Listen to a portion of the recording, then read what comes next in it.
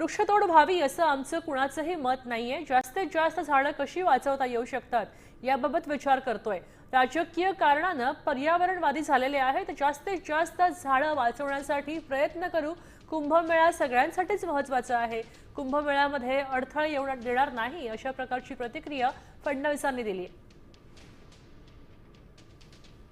आपण पाहतोय की यावर आता अच्युतांच्या प्रतिक्रियेनंतर फडणवीसांची प्रतिक्रिया आलेली आहे। त्यांचं अत्यंत संमिश्र म्हणणं आहे की झाडं तोडता येणार नाहीत याची काळजी घेऊ, कमीत कमी झाडं तोडायचा प्रयत्न करू आणि तिथं जास्त मोठी झाडं तोडता येणार नाहीत याची काळजी घेऊ पाहायला मिळतोय। आपण पाहतोय की इथे लहान मुलांनी सुद्धा या ठिकाणी आंदोलन पुकारलेलं आहे, मात्र त्यावर निर्णय काय होतोय हे पाहणं महत्त्वाचं ठरतंय।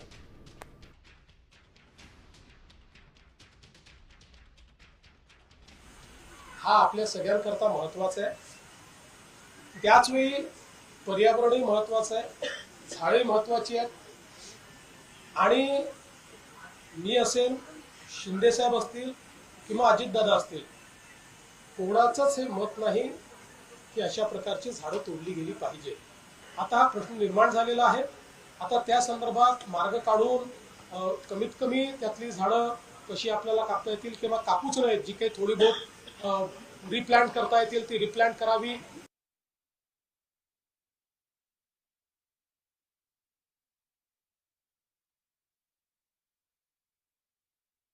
काही लोक राजकीय कारणाने देखील पर्यावरणवादी बनलेले आहेत।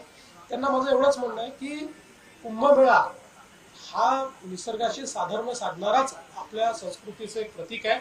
त्यामुळे यातनं आम्ही अशा प्रकारचा मार्ग काढू की ज्यातनं निश्चितपणे पर्यावरणाचाही ऱ्हास होणार नाही।